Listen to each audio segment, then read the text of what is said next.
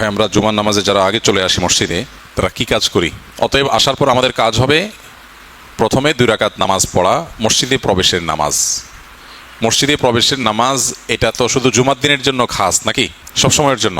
আমরা অনেকে আছি যারা শুধু জুমার দিনেই দুখুলুল মসজিদ পড়ি, আবার অনেকে আছেন এত দুর্ভাগা, এত হতভাগা যে দুখুলুল মসজিদ জুমার দিনেও তাদের পড়া হয় না। আবার অনেক মানুষ আছে আমাদের সমাজে যে জীবনে একবারের জন্য দুখুলুল মসজিদ পড়া হয়নি, অথচ নবী করিম সাল্লাল্লাহু আলাইহি ওয়াসাল্লাম বলেছেন তোমাদের কেউ যদি মসজিদে প্রবেশ করে সে যেন 2 রাকাত নামাজ পড়া ছাড়া না বসে।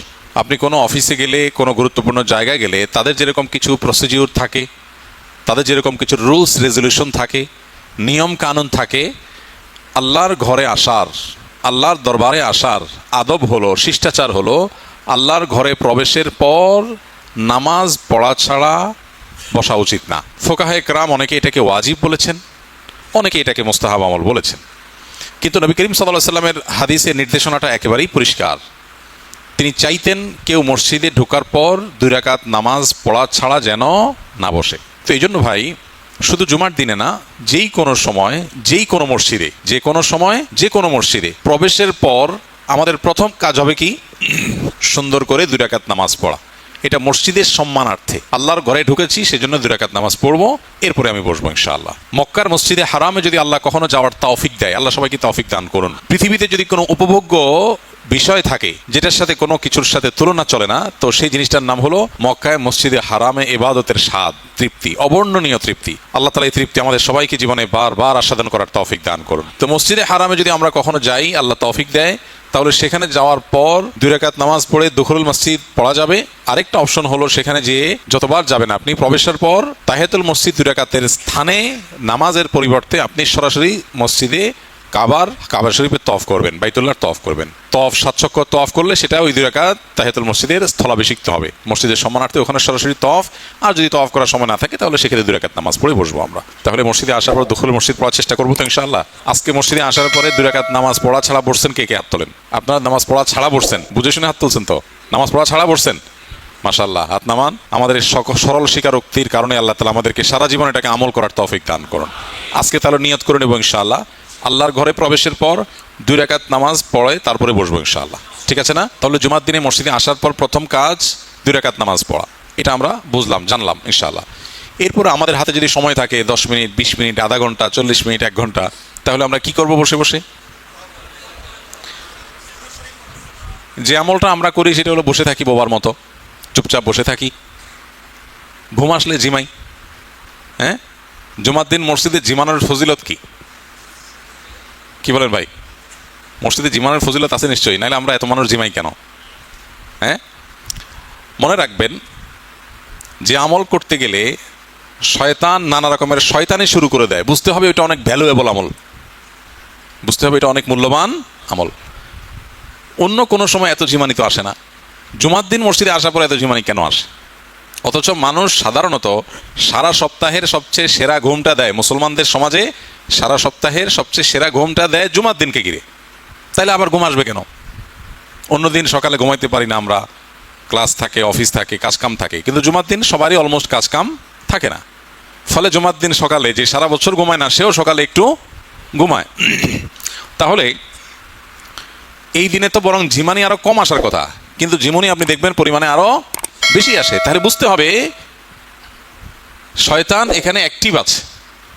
আপনি মসজিদে আসছেন জুমার দিন, আজকে আপনার ঝুলিতে অনেক সওয়াব নিয়ে নেবেন, এটা শয়তান করতে দিবে না। এই জন্য আপনার হাত পাও টিপে আপনাকে বিভিন্নভাবে অদৃশ্যভাবে আপনাকে দুর্বল করে আপনাকে ঘুম পাড়ানো তার কাজ, অলসভাবে ঘুমায় চলে যাবেন। আর এই অলসতার নাম দিছি আমরা সাকিনা। অলসতার নাম দিছি কি? সাকিনা। কোনো মহিলার নাম সেই সাকিনা না। সাকিনা মানে কি? প্রশান্তি, যেটা নবী করিম সাল্লাল্লাহু আলাইহি সাল্লামকে, সাহাবায়ে কেরামকে আল্লাহ তাআলা কোন যুদ্ধে দিয়েছিলেন? উহুদের যুদ্ধে। একটা কঠিন সময় পার হয়েছে সাহাবায়ে কেরামের, এরপর আল্লাহ তাআলা তাদের প্রতি একটা প্রশান্তির ঘুম নাজিল করে দিয়েছেন। যুদ্ধের ময়দানের যুদ্ধ অবস্থাতে একটু পাওয়ার ন্যাপ টাইপের ঘুম আল্লাহ দিয়ে দিয়েছেন। সামান্য একটু ঝিমুনির পর শরীরে ফুল এনার্জি আবার চলে আসছে। তো আমরা নিজেরা অলসতা হেতু যে ঝিমুনি আসে ওইটাকে ওই সাহাবীদের সকিনার সাথে তুলনা করতে যাব না। তাহলে 2 নম্বর আমল হলো মসজিদে আসার পর অবসর সময় থাকলে 2 রাকাত নামাজের পরে আরও যদি সময় থাকে আরও 2 রাকাত করে নামাজ পড়বো ইনশাআল্লাহ। যদি আরও সময় থাকে 2 রাকাত 4 রাকাত পড়েন, সময় থাকলে আর একটু পড়েন, নফল নামাজ আপনি পড়েন। 2 রাকাত 4 রাকাত নামাজ পড়লেন আলহামদুলিল্লাহ। এরপরে যদি আপনার হাতে সময় থাকে আর সূরা কাহাফ জুমার দিনের আমল এটা যদি করা না হয়ে থাকে, তাহলে কোরআনটা হাতে নেন, সূরা কাহাফটা পড়ে ফেলেন। চেষ্টা করা যাবে না ইনশাআল্লাহ?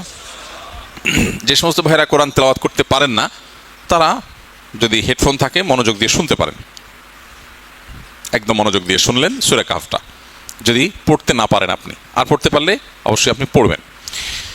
এর পাশাপাশি আলহামদুলিল্লাহ এখানে অনেকগুলো বই রাখা আছে, কোরআন রাখা আছে। সারা সপ্তাহে আমরা কোরআনের সাথে সময় দিতে পারি না ভাই, সারা সপ্তাহে। তো জুমার দিন যদি একটু আগে আসার সুযোগ হয়, 10টা মিনিটের সময় থাকে, তাহলেও আমরা চেষ্টা করব কোরআনকে সময় দেওয়ার। আমরা জুমার দিন মসজিদে বসে মোবাইল টিপি কে কে? মোবাইল টিপার আমল করেন কে কে? কেউ করেন না? মাশাআল্লাহ, সবাই আল্লাহওয়ালা মানুষ। ভাই এই আমল তো সারাদিন করেন, এটার জন্য আবার মসজিদে এসে করতে হবে? এই জন্য মসজিদে এসে আমরা মোবাইল টিপাটিপি করবো না, মসজিদে এসে চেষ্টা করব কোরআন তেলাওয়াত করার। তাহলে 3 নম্বর আমল হলো সূরা কাহাফ তেলাওয়াত করব, আর সূরা কাহাফ যদি তেলাওয়াত হয়ে যেয়ে থাকে অন্য তেলাওয়াত করব, কিন্তু কোরআনকে সময় দেব। 4 নম্বর আমল হলো দুরূদ পড়ব বসে বসে। কোরআন তেলাওয়াত যদি করতে না পারেন দুরূদ তো পড়তে পারেন, আল্লাহুম্মা সাল্লি আলা মুহাম্মাদ ওয়া আলা আলি মুহাম্মাদ, এইটুকু তো পারেন অন্তত। তো দুরূদের আমলটা তো আমরা জানি, নামাজের দুরূদ শরীফ, সেটা আমরা পড়ব বসে বসে ইনশাআল্লাহ। কিন্তু কোনো অবস্থাতে অলস সময় নষ্ট করব না। সর্বশেষ যদি আপনি দুরূদ পড়তে পড়তেও মনে হয় যে অনেক পড়েছেন, ক্লান্তি এসে গেছে, তাহলে বসে বসে একটু দোয়া করেন। জুমার দিন দোয়া কবুল হয়, একটা সময় আছে দোয়া কবুল হয়, হাদিসের সময়টা ফিক্স করা হয়নি। এই জন্য পুরো জুমার দিনে যে কোনো সময় সুযোগ পেলে আল্লাহর কাছে দোয়া করা দরকার। তাহলে আমরা কতগুলো আমল পেলাম।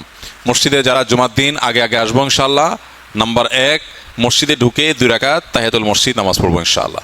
নাম্বার 2 এরপরে 2 রাকাত করে 4 রাকাত বা তৌফিক বেশি হলে আরও বেশি নামাজ পড়বো নফল, সময়টাকে কাজে লাগাবো, মসজিদে এসে চুপচাপ বসে থাকবো না।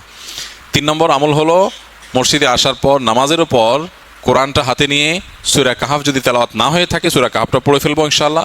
সূরা কাহাফ পড়তে গিয়ে হুলস্থুল করে তাড়াহুড়া করে পড়বো না, বরং খুব ধীরস্থিরতার সাথে মহব্বতের সাথে ধীরে ধীরে পড়ার চেষ্টা করব।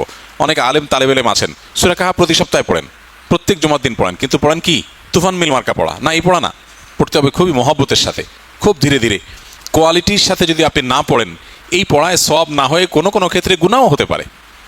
তাহলে 3 নম্বর আমল বললাম, সূরা কাহাফ তেলাওয়াত করবেন, সূরা কাহাফ তেলাওয়াত হয়ে গেলে অন্য জায়গায় তেলাওয়াত করবেন, কোরআন কারিমে সময় দিবেন। সারা সপ্তাহে আমরা সময় অনেকে দিতে পারি না।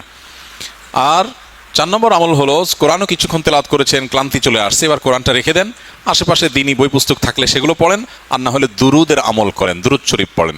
দুরুদও পড়তে পড়তে আপনার হাতে আরও সময় আছে আলহামদুলিল্লাহ, তাহলে এবার হাত তোলেন, আল্লাহর কাছে একটু দোয়া করেন, কারণ এই জুমার দিনটা দোয়া কবুলের দিন এবং আল্লাহর কাছে বান্দার চাওয়াগুলো পেশ করলে সেগুলো কবুল হয়।